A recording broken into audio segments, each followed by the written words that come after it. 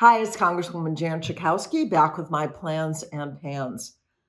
I don't want anybody to make a mistake and think that now the fight for voting rights, the fight for our democracy is over because the Senate voted down the ability to pass the important bills. Now we have on record the senators who are on our side, who are on the side of the right for all Americans to be able to vote, and those who aren't. I think it's important to note that the Senate unanimously voted to make sure that voting rights were reauthorized, and that there are currently in the Congress 16 Republican senators who were there and voted to extend voting rights. What possibly could have changed their minds?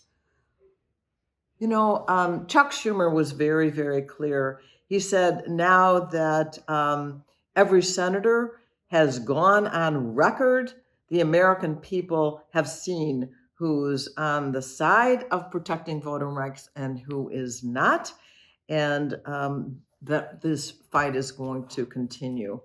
During the 60s, when we saw this amazing fight and then victory for voting rights, it was a long haul.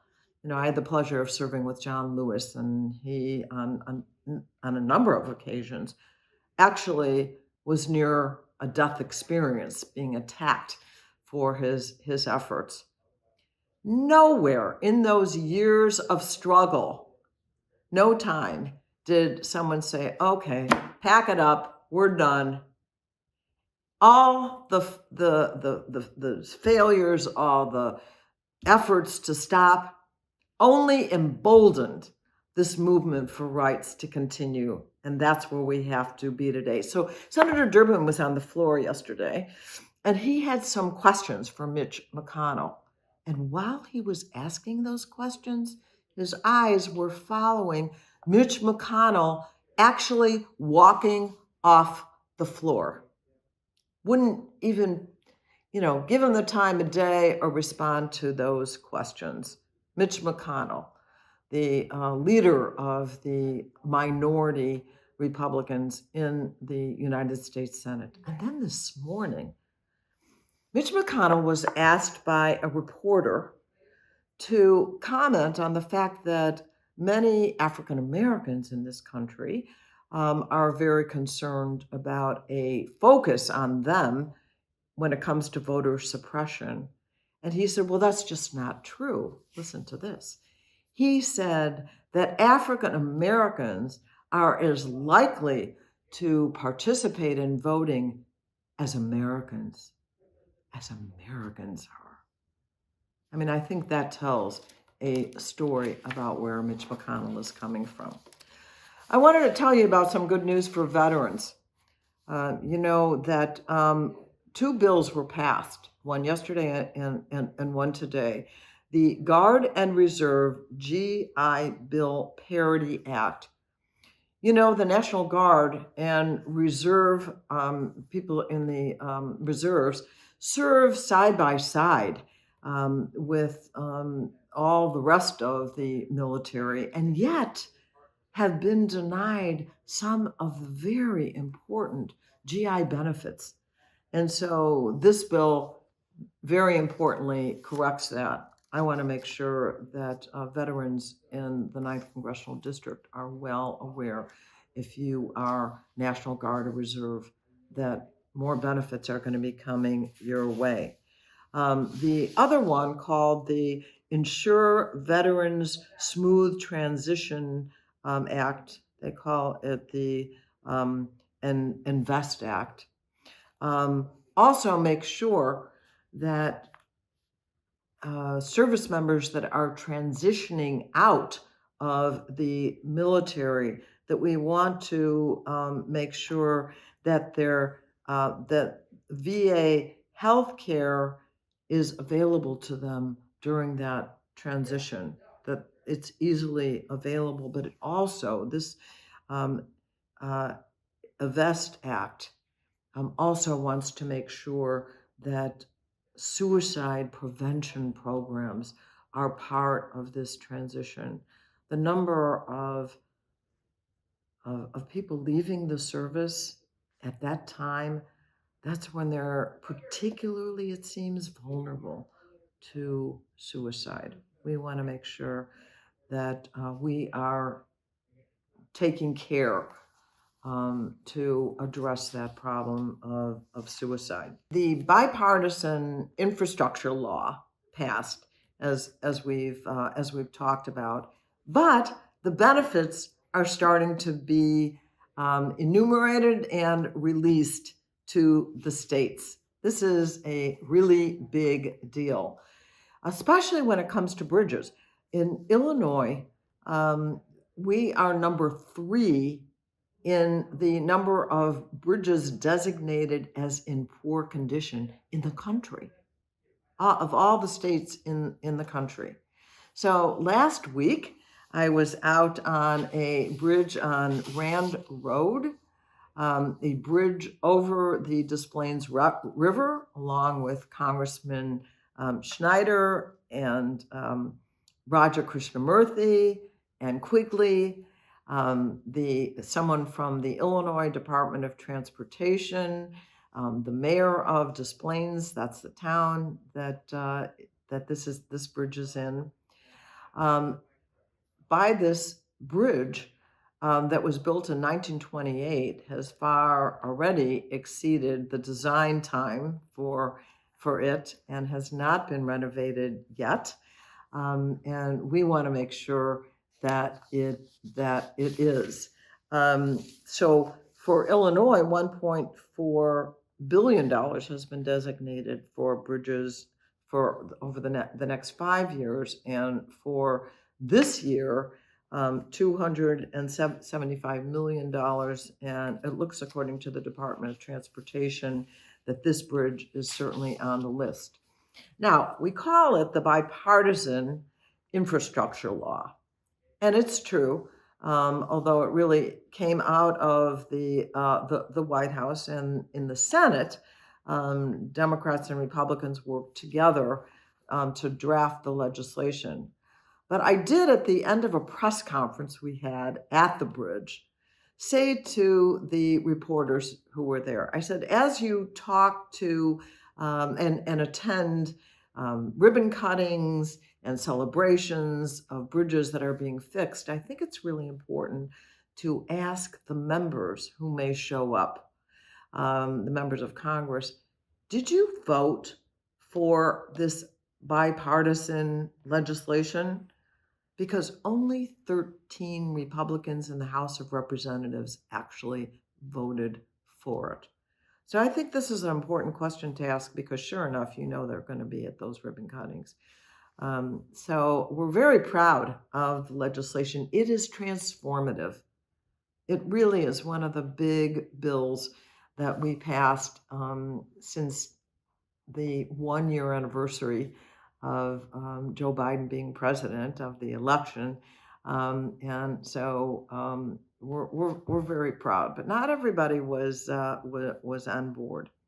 One of the other important things that is in this infrastructure legislation is the Chicago Shoreline Storm Damage Reduction Project. Now, a lot of my district, the 9th Congressional District, your district, is on the lakefront, and we have seen tremendous erosion, damage from the storms. So we are really happy that the Army Corps of Engineers is going to have the funding that will actually help from the Infrastructure Act to get to work to fix the damage that has been done. This follows a letter last month that I joined with Senator Durbin and Duckworth to make sure that we have the required funding. And by the way, it's not matching funding.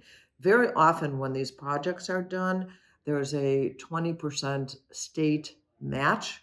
And these funds that come out of the infrastructure bill do not have to be matched by state funds. So we're very much looking forward to that project getting underway. So I mentioned that this is the anniversary. Those of us who had the privilege of being at the inauguration, you remember COVID was going, so it was a very small celebration of in person of Joe Biden, but certainly a celebration. It was. I've mentioned some of this before, but I do want to highlight some of the project. I mentioned the bipartisan infrastructure law that passed, and the American Rescue Act that actually included funding $300 per month per family for children under the child tax credit, transformational. And we created 6.4. We created, Democrats created 6.4 million new jobs, the most in any year in the history of this country. 1 year increase in the history. We reached the lowest child poverty rate, um, and we lowered child hunger in this country. There are now 5 million more Americans with health insurance in this year. We have seen sales double in electric cars that have been purchased. We have a long way to go to electrify the number of cars on the road, but it's a very good start. We have seen enormous improvements when it comes to the coronavirus. There were only 1% of people who had been vaccinated when the president took office, and now 75% of all adults. It's much higher than that for people 65 and older. There's now 2 million tests per day, and more availability of tests for Americans for free and covered by insurance. So we are definitely making progress. We know also that the Omicron levels are going down. We're seeing improvement. It's leveling off. There's good news. There's the new Pfizer pills. There's more kids that are in school for sure than at the beginning of the administration. More treatments. We've definitely made important progress in this 1 year. And I want to tell you, I've said this before. I feel that there's so much negativity from the news media about this administration, and the word failure. Failures are listed all the time. There's way more good news than bad. I understand that people are seeing more costs, but actually inflation in the last period is actually decreasing. Inflation numbers are decreasing. It's expected by the end of next year that we won't see it anymore. We know that people are that despite the fact that people are seeing higher costs, there's more money in people's pockets today than there was even before the pandemic began. So, we definitely have seen progress being made. And I hope that you'll celebrate the positives and not just focus on the negatives. We're all aware of the job that still needs to be done, and we are determined to do it. While Build Back Better hasn't passed yet, we are still optimistic that the main items that will actually be helping American families, that will put money into the pocket of American families, is going to pass, because we have seen a new idea of where U.S. priorities need to be. Let's remember that in the Trump administration, there was $2 trillion in tax cuts that went mainly to the top 1% of Americans. We think it has to go in the opposite direction. Build Back Better has been fully paid for by asking the richest Americans to pay their fair share. And we think investments now need to be made into families. And as I said, we've seen that beginning in this Biden administration. Enormous steps forward, and we're determined that we're going to continue to do that. Last Saturday, I went to a Starbucks, and I was there both as a member of Congress and a member of the union, Workers United, SEIU, that is in the process of organizing the workers at that Starbucks. And we are very hopeful that's going to happen. I'm very supportive of the right of workers to organize, not just for wages. These workers want to have schedules so that they know when they have to be there, working conditions that protect them when it comes to COVID, et cetera. So I was there with my colleague, Chuy Garcia.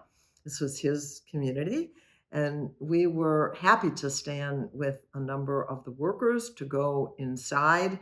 We ordered drinks, coffee, and the name we used is Union Strong. You know how they say at Starbucks, and what's your name? Our name was Union Strong.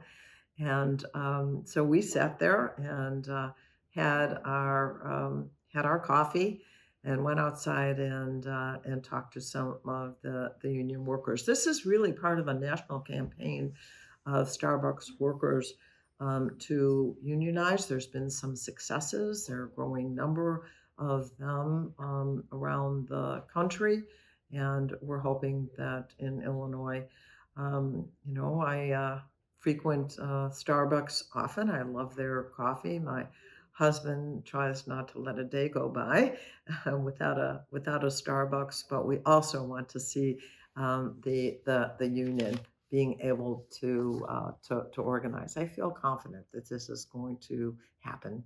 So I wanted to end with the fight for abortion rights in this country, because on Saturday it is the anniversary of the Supreme Court decision on Roe versus Wade that says that it is a right of women to have abortions in the United States of America.